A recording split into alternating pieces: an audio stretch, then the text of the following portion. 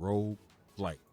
Hey, what's up? You got the Video Game Voter here. Today, I want to do my review. My initial thoughts when I fired this game up and started into the gameplay was Star Fox. First thing to come to mind, very similar. You have the little character down in the corner as you flying this super fast spacecraft, and you just firing off shots, locking in with laser missiles. It definitely felt like I was sitting at an arcade playing one of the classic shooters. Rogue Flight for the Nintendo Switch is an action-packed arcade-style rail shooter, very reminiscent of the classic Star Fox series. The inspiration from retro Japanese anime is immense. Anyone watching gameplay will feel like they are watching a classic anime series. The story takes place in a hellish world where humanity battles a rogue AI. Rogue Flight's main narrative takes you on a trip down memory lane of classic sci-fi films and TV shows. The story's primary focus is the action. Rogue Flight has an insane voice cast, including actors from Sailor Moon, Naruto, and Overwatch. 3 years since the world burned, Argus, the interstellar watchman system, given control of the solar defense and a secret facility deep beneath the surface of the Earth, the last of humanity, prepared for intrepid retribution. Find yourself in the cockpit of an advanced light space fighter, battling an insane amount of enemies in a last resort attempt to destroy Argus and restore peace to the Sol system. The controls are intuitive. You will execute maneuvers like barrel rolls and multi-lock missile attacks like a pro. Controls are so smooth that both newcomers and seasoned players can enjoy with little to no learning curve. Rogue Flight has a great replay value. There are multiple paths and a new game mode, remixing levels for a whole new experience. Additional modes include single life challenges with some fantastic upgrades that will keep you engaged outside of the main story. The game runs smooth on the Nintendo Switch. No need to be concerned with drops in frame rates. From an artistic standpoint, Rogue Flight is heavily influenced by vintage Japanese anime. There are a ton of shiny objects throughout the game that may affect some people's vision. Despite this, the dynamic effects and amazing visuals will have you fully immersed in this fast-paced action combat.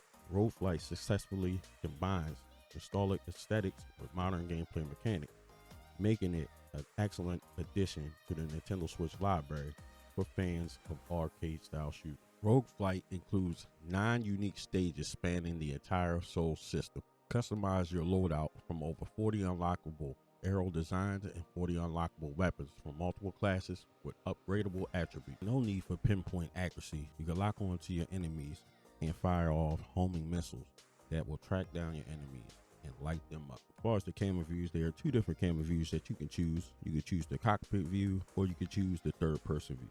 So the third person is the view obviously from outside the cockpit. That is where definitely a similarity with Rogue Flight or Star Fox. And a lot of people, including myself, the third person view is the preferred one, because in this mode, the ship is oriented towards the center of the screen, providing a clear view of the surroundings.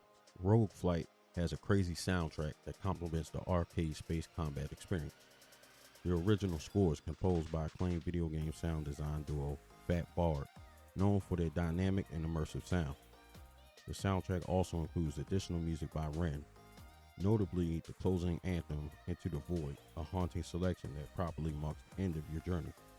The opening theme features vocals by J-pop artist Hitoki Hana, adding a nice touch to the game's music. In my opinion, the soundtrack is lit. A crazy soundtrack and a badass arcade shooter go hand in hand. It is available on streaming platforms from Spotify to Apple Music. Now, this game is intense. So me personally, for my setup when I play the game, I have a sound bar and a subwoofer system hooked up, and the sound effects are just hitting. They're on point. It's fast. It's intense. Everything's coming at you. You see a little bit of the stage 2, which is called fragments. So you see all these flying fragment pieces coming at you super fast. And it's the minor details that make this game different, like the clouding in there. It's not just like white, blue clouds. It's obviously like a brownish, almost contaminated color due to all the like jet fuel and stuff that's coming out of the jets and from the mechs and things like that. And another difference that separates this from other shooters is you get a little bit of a plot, a little bit of a storyline. So it's not a whole lot, but it is a little bit of a storyline, which makes the game a little bit different than your typical shooter where you're pretty much in a ship, you get power-ups, you shoot, and you kill. then you just destroy everything that you need to destroy. This one has a little bit of a storyline, so it gives it a little bit difference from the normal shooter. I also want to point out the visuals, like for level 2 fragment, like the view of like the horizon is almost like you are looking like kind of tearing over the planet Earth, and you can kind of see the sun kind of on the other end. It's like from another angle. It's fantastic. It's a great view of the game, and it just gives the game a lot of character when you're playing it, and it helps to really immerse you, especially if you do something like not only just a soundbar and subwoofer thing, but if you put on like headphones and just fully lock in, and then those visuals.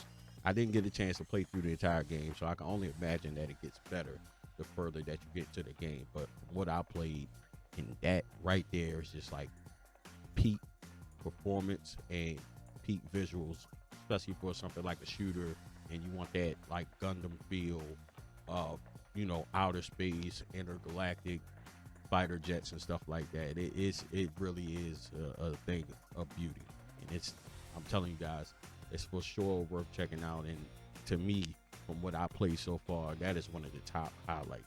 Another thing I want to point out is like your character down in the lower right hand side of the screen.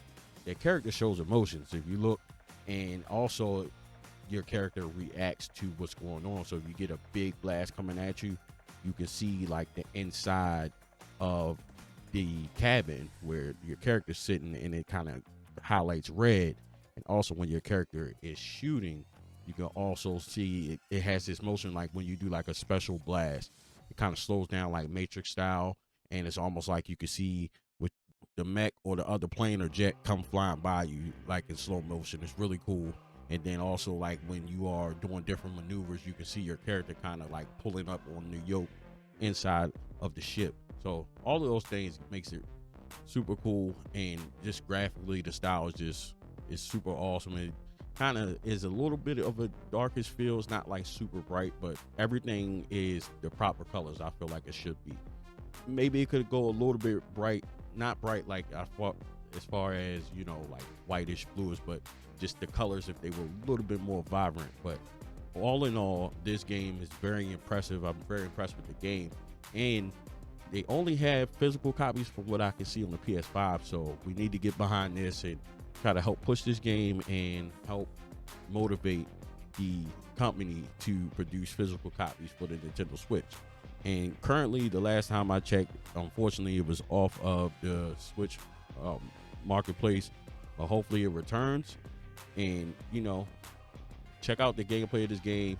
Make sure you hit up the company on X and on Instagram and try to get behind this game, to try to get, you know, them to get behind the game to create a physical copy for us Nintendo players. But if you like myself, you also have a PS5, you definitely can find yourself a physical copy for the PS5. But I'm telling you guys, this game is definitely worth checking out, especially at that sweet price point of $20. Is, to me, it's worth a little bit more than that, but that's definitely a great price point for just gamers and collectors. And if you just want something out of the norm, you really haven't seen, not that I've seen, you haven't seen this style of shooter in quite some time. Like I said, very reminiscent of Star Fox, and then it also has the feel of like an anime too. Like if you've ever watched like Gundam and stuff like that, it's got that same feels right there in that same vein, and that's pretty freaking cool. So, you know, it touched two different audiences in my opinion. If you love shooters, it's for you, and then also if you love anime, it's also for you.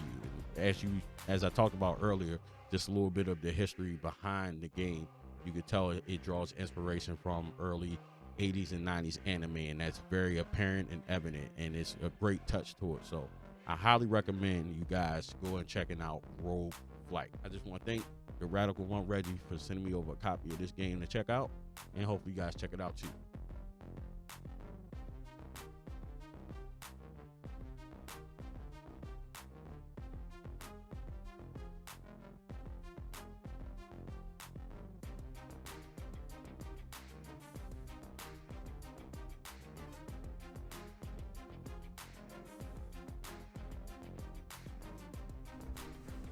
Thank you for watching.